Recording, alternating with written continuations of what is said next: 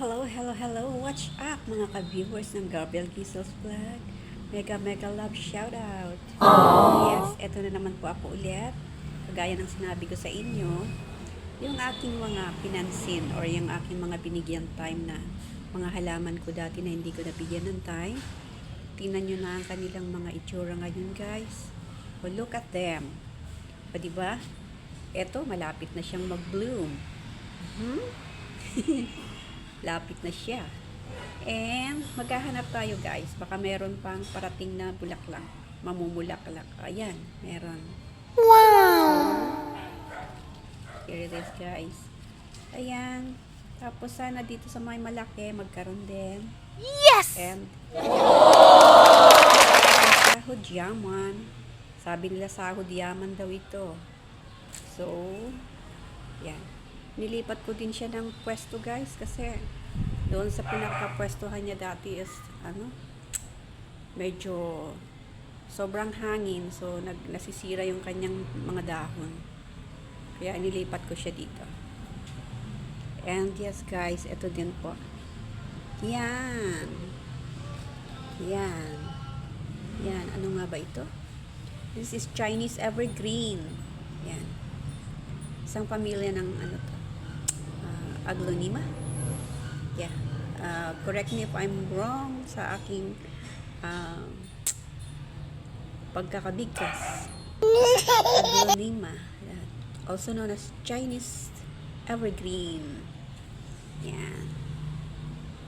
And ito na yung aking mga anthurium. Hope soon magbigay na sila ng kanilang bulaklak. And yes, guys, ito yung aking mga dwarf na snake plants. Yan. Dwarf snake plants. Wow! Yan. And ito, guys. Yan. Ang cute-cute niyan. Ito din, guys. Yes. Super cute na mga maliliit na halaman. And this one from my friend. Yan, galing yan sa aking friend. So, ang lahat ng mga ito ay Sansevieria. Family name ng Sansevieria.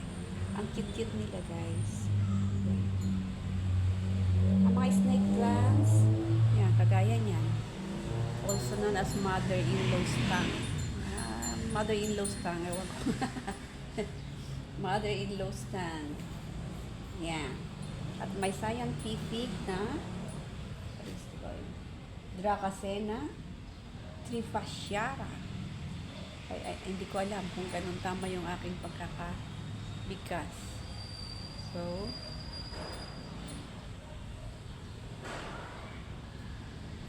Dracaena trifasciata. Scientific name yan.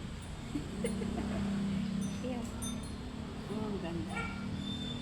Ito naman ang tinatawag nilang bird's nest. It is a bird's nest snake plant. Ang cute kasi, guys, oh.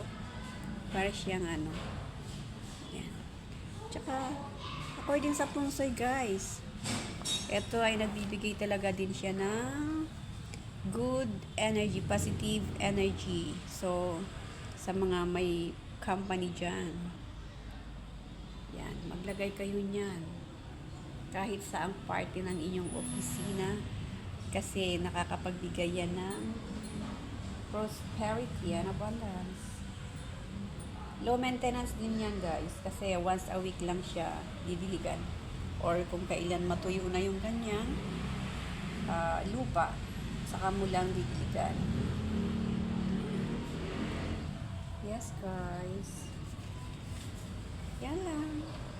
Sinishare ko lang sa inyo itong mga halaman ko kasi mula nang binigyan ko na sila ng tender loving care, nagiging masaya na sila. Yan. Nag-iba na yung kanilang aura. Sabi ko nga sa inyo, aura, di ba? O, di ba? Oh. Kung pagka sa tao, gumanda sila. I mean, kasi syempre nabigyan sila ng time. O, di ba? Nabigyan sila ng care. O, hindi sila napabayaan. Kumbaga, yung hinahanap nilang pagmamahal from the nag-aalaga guys, andun na. So, once again guys, thank you so much for watching. Sana wag kayong magsawa at wag makulitan sa akin. Wag sana kayong makulitan sa akin, please. Parang tulong nyo na din yan. Please. Pa-subscribe na din po, like and share.